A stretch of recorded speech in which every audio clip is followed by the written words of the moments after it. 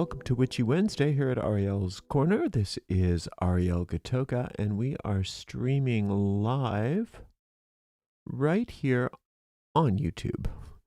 And I am so happy to be here. I hope you are having a wonderful day.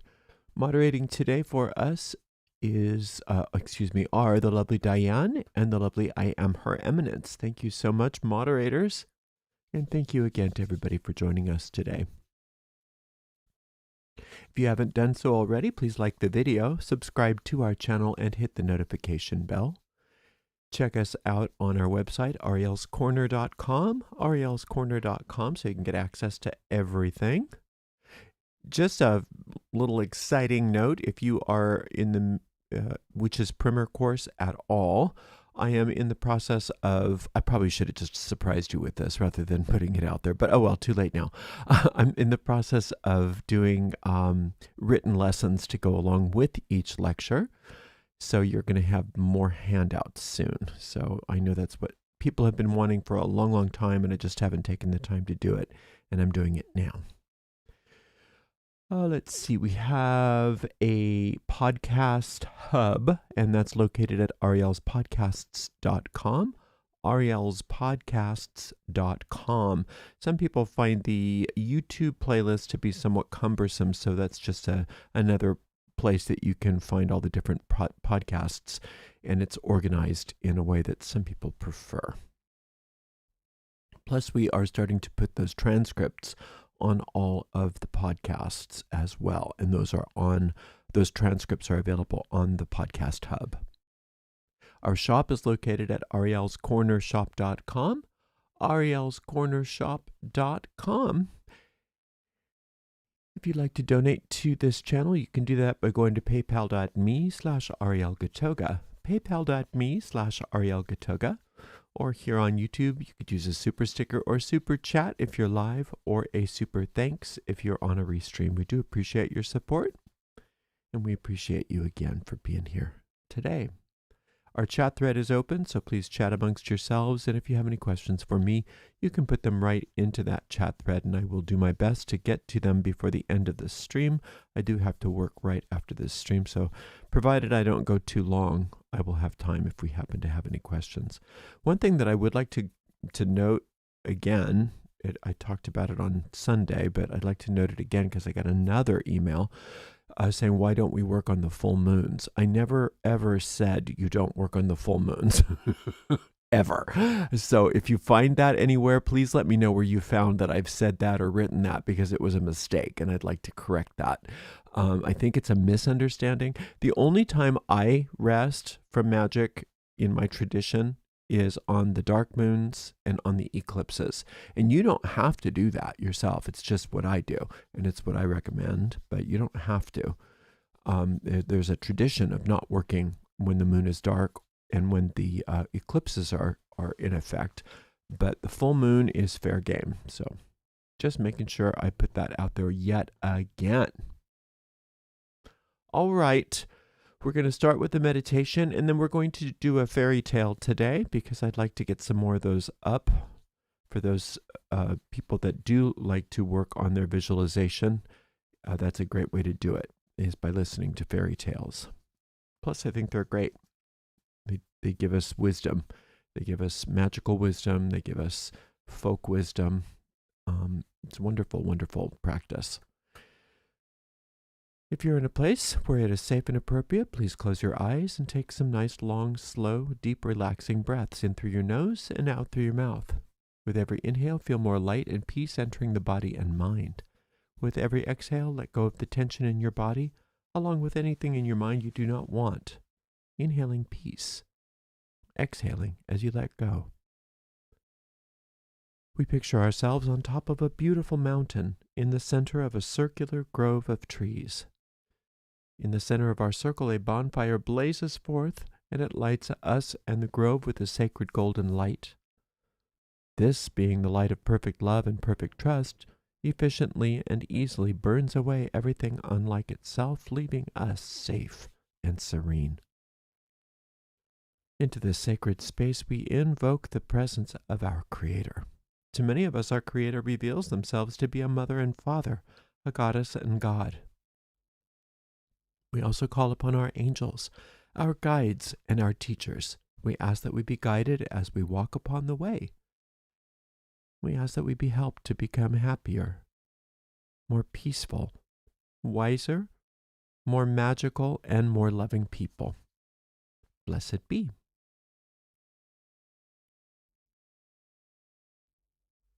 Okay.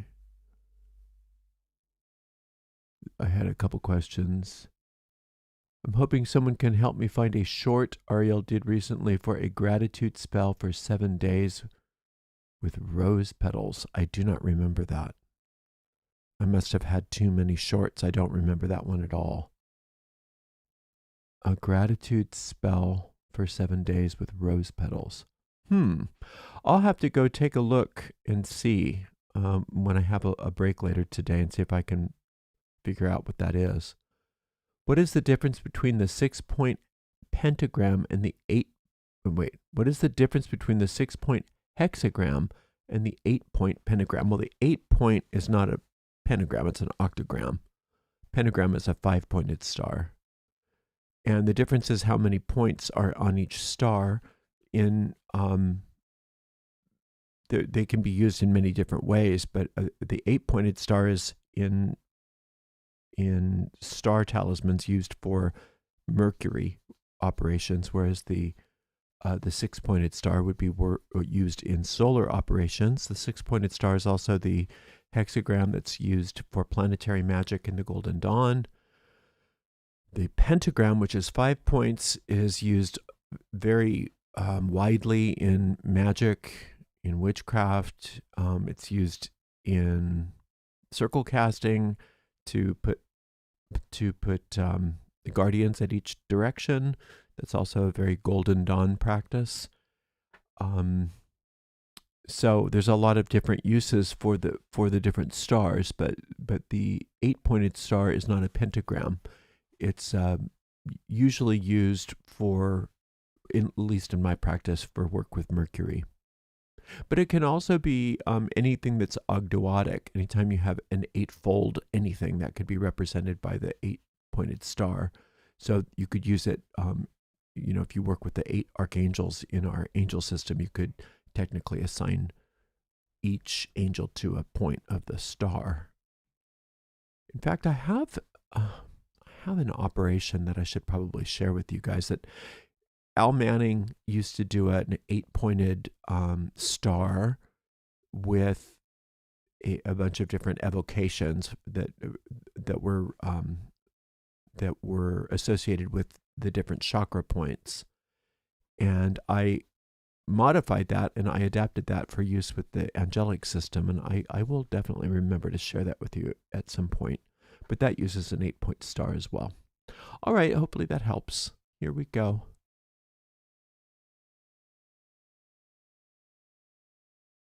Oops, wait a minute. Did I just miss something? Hold on just a moment. I gotta find my story. Yes, I do. I have to find my story. Okay. The Gold Spinners. This is God. I keep losing it. The Gold Spinners. This is an Estonian folktale. Once in a large forest, there lived an old woman and 3 maidens. All 3 were beautiful, but the youngest was the most striking. Their small hut was hidden among trees, so only the sun, moon, and stars ever saw their beauty. The old woman kept the maidens busy from morning till night, spinning golden flax into yarn. When one distaff was empty, another would be handed to them, leaving them with no rest. The thread had to be fine and perfectly even, and once finished, the old woman locked it away in a secret chamber. Twice or 3 times every summer she went on a journey, leaving the maidens behind. Before leaving, she would always give them work for each day of her absence, and warned them sternly, "Children, don't let your eyes wander, and never speak to a man. If you do, your thread will lose its brightness, and misfortune will follow." The girls laughed at the warning, saying, "How could the gold thread lose its brightness, and when would we ever meet a man out here?" One day, shortly after the old woman had left on one of her trips, a young prince became lost in the forest while hunting. Separated from his companions and exhausted from trying to find his way, he lay down under a tree and fell asleep. When he woke at sunset, he stumbled upon a narrow footpath and followed it, eventually arriving at the maiden's hut. The 3 maidens were sitting outside to enjoy the cool evening air. When they saw him approaching, the 2 older sisters were alarmed and reminded the youngest of the old woman's warning. But the youngest maiden, who had never seen anyone like the prince, couldn't resist taking a closer look. Though her sisters begged her to come inside, she stayed. The prince greeted her politely and explained that he was lost, hungry, and tired. She offered him food and was so charmed by his conversation that she forgot the old woman's warning entirely. They talked for hours. Meanwhile, the prince's companions searched the forest for him, but couldn't find him.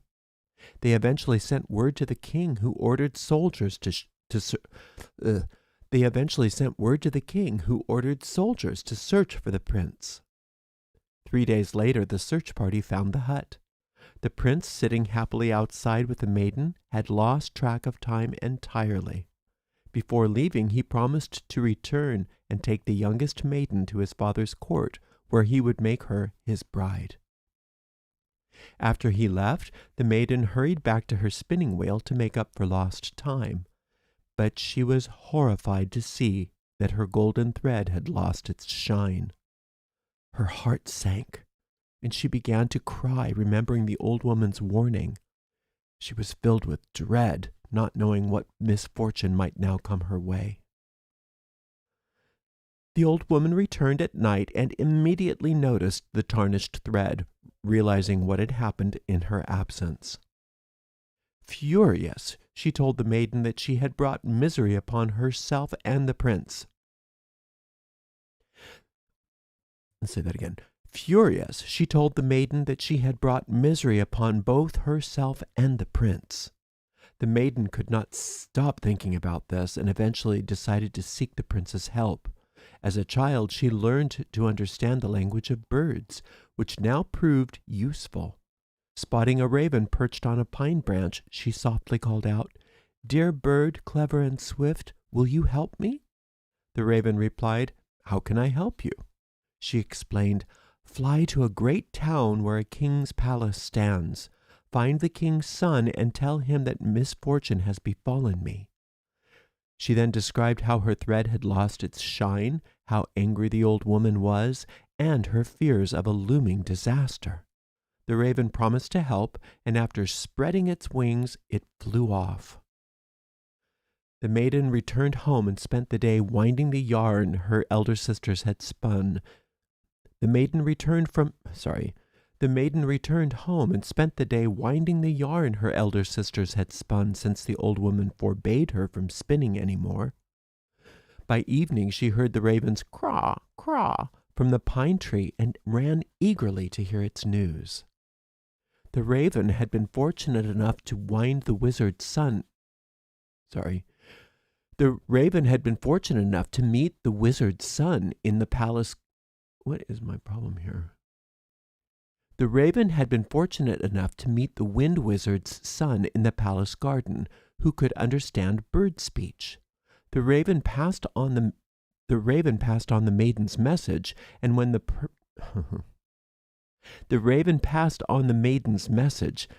prince heard it, he was deeply troubled. He consulted his friends on how to free her, and then instructed the wind wizard's son, "Ask the raven to fly back quickly and tell her to be ready on the 9th night.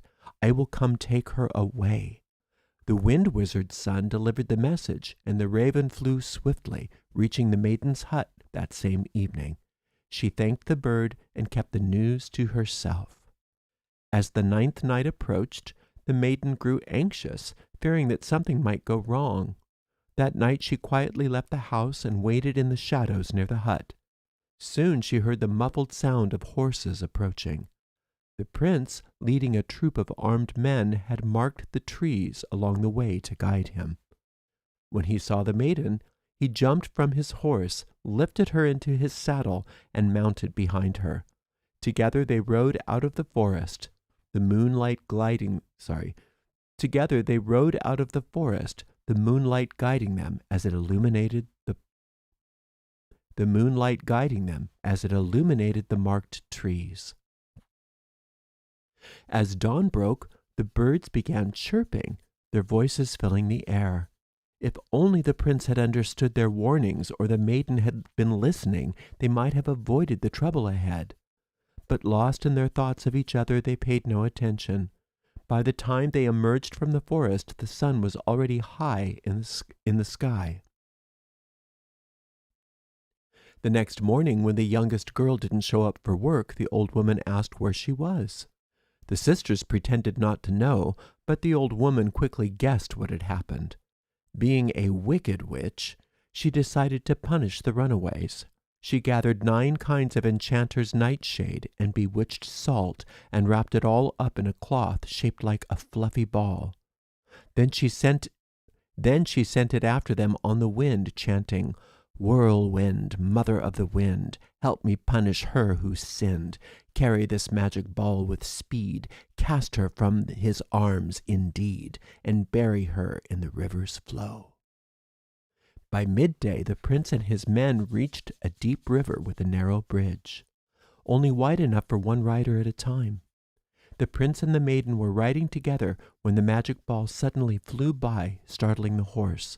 It reared in fright, throwing the maiden into the swift river below. The prince tried to jump in after her, but his men held him back and forced him to return home. For 6 weeks the prince locked himself away in grief, refusing to eat or drink until he became gravely ill. The king, desperate to save him, gathered all the kingdom's wizards, but none could help. Finally, the wind wizard's son suggested summoning the old wizard from Finland, who was wiser than all the others. A messenger was sent, and a week later the Finnish wizard arrived, carried by the wind. "Honored king," the wizard said, "the wind caused your son's illness, and a magic ball took his beloved. His grief comes from this loss. Let the wind blow upon him to carry away his sorrow."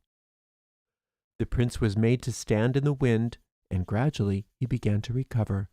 He told his father everything, but when the king urged him to forget the maiden and take another bride, the prince refused, saying that he could never love anyone else. 1 year later, the prince returned to the bridge where the maiden had fallen. Overcome with grief, he wept bitterly, wishing she were alive again. Suddenly, he heard a voice singing. He looked around but saw no one. The voice sang again, "Alas, bewitched and all forsaken, here I lie and cannot be free. My beloved no steps has taken to save his bride who longs for thee." Startled, the prince searched under the bridge but found no one. Then he noticed a yellow water lily floating on the river, half hidden by its leaves. But flowers don't sing. Confused, he waited, and once more the voice sang the same words. The prince suddenly remembered the gold spinners and thought, "Maybe they can explain this to me." He rode to their hut and found the 2 sisters by the fountain. He told them what had happened to their younger sister and how he had heard this strange song. The sisters explained that the yellow water lily was their sister, transformed by the magic ball, not dead. Before he went to bed, the eldest sister made him a cake with magic herbs and told him to eat it. That night he dreamed he was in a forest and could understand the language of birds. The next morning he shared his dream with his sisters, who explained that the magic cake had given him this ability. They urged him to listen carefully to the birds, as they might reveal how to save the maiden. Before he left, they begged him to return and free them of their own captivity Before he left, they begged him to return and free them from their own captivity once he had rescued their sister. Having made this promise, the prince happily returned home. As he rode through the forest, he suddenly understood everything that the birds were saying. He overheard a thrush telling a magpie, "Humans are so foolish. They can't recognize the simplest signs. It's been a year since that maiden was turned into a water lily. She sings so sadly that anyone crossing the bridge should be able to hear her, yet no one comes to help her. Her former fiancé rode over that bridge just days ago, heard her singing, and still didn't understand." The magpie added, "And it's his fault she's in this misery. If he listens only to humans, she'll stay a flower forever. If only someone would ask the wizard of Finland, she could be freed." The prince began wondering how he could send a message to Finland. Just then he heard one swallow say to another, "Let's fly to Finland. It's a much better place to build nests." "Wait, wait, kind friends," the prince called out. "Could you do me a favor?" The swallows agreed, and the prince said, "Please take my greetings to the wizard of Finland and ask how I can restore a maiden who's been turned into a flower." The swallows flew off, and the prince rode onto the bridge, hoping to hear the water lily's song. But all he heard was rushing water and the wind, so he returned home disappointed. A few days later, while sitting in his garden and wondering if the swallows had forgotten his message, he saw an eagle flying above. The bird landed in a nearby tree and spoke. "The wizard of Finland sends his greetings. He says you can free the maiden like this. Go to the river and cover yourself in mud. Say, 'From a man into a crab,' and you will become a crab. Then dive into the water, swim to the roots of the water lily, and free them from the mud and reeds. Once you've done that, grab the roots with your claws and bring them to the surface. Let the water flow over the flower, and let the current carry you downstream until you see a mountain ash on the left bank near a large stone. Stop there and say, 'From a crab into a man.' From a crab into a man, from a water lily into a maiden, and you'll both return to your true forms." The prince, though doubtful and afraid, took some time to gather his courage. A crow eventually scolded him, saying, "Why do you hesitate? The wizard doesn't mislead you, and the bird spoke the truth. Go and free the maiden." "Nothing worse than death can happen," thought the prince, "and that's better than this endless regret." He went to the bridge, heard the water lily's mournful song, and decided to act. He covered himself with mud and said, "From a man into a crab," and dove into the water. For a moment he felt a rush of water in his ears and then silence. As a crab, he swam to the water lily and began loosening its roots. It was tough work, but eventually he freed them. He grabbed the roots with his claws and rose to the surface, letting the current carry them downstream. At last he saw the mountain ash and the large stone. He stopped there and said, "From a crab into a man, from a water lily into a maiden." To his delight, he turned back into a man, and the maiden stood beside him more beautiful than ever, wearing a pale yellow gown sparkling with jewels. She thanked him for freeing her and agreed to marry him. When they returned to the bridge, the prince's horse was gone. Although he thought he'd been a crab for only a few hours, 10 days had actually passed. While wondering how to reach the royal court, they saw a grand coach drawn by 6 horses coming along the bank. They rode in it to the palace, where the king and queen, who had believed the prince was dead, were overjoyed to see him. The wedding was celebrated immediately, and the entire kingdom rejoiced for 6 weeks. Later, while the prince and his bride were sitting in the garden, a crow appeared and said, "Ungrateful fools! Have you forgotten the 2 maidens who helped you? Must they spin gold and Must they spin gold flax forever? Show some pity for the witch's victims. Those maidens are princesses she kidnapped as children, and the gold flax comes from stolen silverware. The witch deserves punishment." Ashamed for forgetting his promise, the prince left at once and found the witch's hut while she was away. The maidens had dreamed he would come and were ready to leave, but first they baked a poisonous cake and left it on the table for the witch. When she returned, she ate it greedily and died on the spot. Inside the hut, the prince found 50 wagon loads of golden flax, with even more buried nearby. The hut was destroyed. The prince and his bride and the 2 freed princesses returned to the palace, and they all lived happily ever after. Some of the main themes of this story are love and sacrifice. The prince's unwavering love for the maiden drives him to risk his life and endure challenges to save her, symbolizing the lengths one can go to for love. Redemption and transformation. Both the prince and the maiden undergo transformations, physical, emotional, and spiritual, as they overcome trials to reunite, representing personal growth and redemption. Courage and determination. The prince must overcome fear, self-doubt, and grief to take action, emphasizing the importance of bravery and persistence in the face of adversity. Fate and free will. The story balances destiny, the maiden's transformation, with the prince's ability to choose his actions to rescue her, suggesting that both fate and free will shape our lives. Aid from nature and others. The prince relies on the wisdom of nature, birds, animals, and wizards, and the kindness of others, the maiden's sisters, to succeed, highlighting the interconnectedness and value of seeking help. Some of the main symbols are the river, which symbolizes the flow of life, transformation, and the challenges one must navigate. And it also is a boundary between the material and magical worlds. The water lily represents purity, resilience, and beauty hidden under hardship. It also symbolizes the maiden's entrapment and longing for freedom.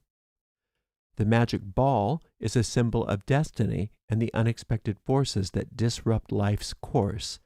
It both causes suffering and sets the prince and maiden on their transformative journey.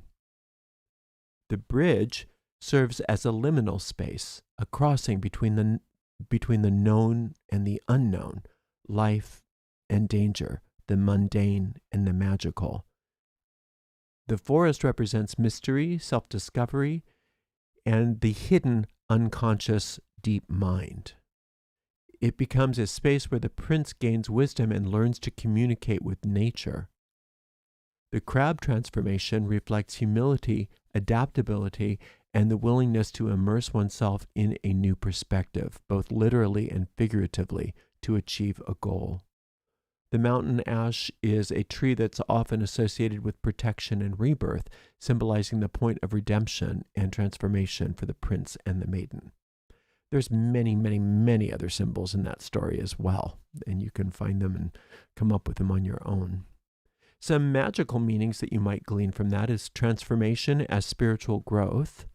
The princess and maiden's transformation symbolize the soul's journey toward enlightenment, requiring trials, humility, and connection with higher wisdom. And that higher wisdom is represented by the Finnish wizard. Interconnectedness of nature and the divine. The story underscores how the natural world, birds, rivers, trees, hold spiritual wisdom and act as a bridge between the mundane and the magical. The power of the voice. The maiden's singing reflects the idea of resonance and vibration in the magical sense. Her song serves as a call for action, awakening the prince's awareness, and symbolizes the soul's cry for liberation. The role of time, the discrepancy in perceived time, the prince thinking that he was a crab for hours but years passing, reflects the non-linear nature of the magical realm and the fairy realm. Duality of life and death. The prince facing his fears of death, both physical and emotional, highlights the magical idea that only by confronting mortality can one achieve a deeper understanding and transformation and release into their own eternal life. Justice and karma, the witch's punishment and the prince fulfilling his promise to free the sisters, reflect the spiritual law of cause and effect, that actions have consequences and balance must always be restored. So this is a wonderful magical tale that weaves together elements of love, transformation, and magical wisdom, presenting a rich allegory for personal growth, the power of connection, and the triumph of perseverance. I hope you enjoyed that. Until next time, blessed be. Let's see if we have any questions before we end.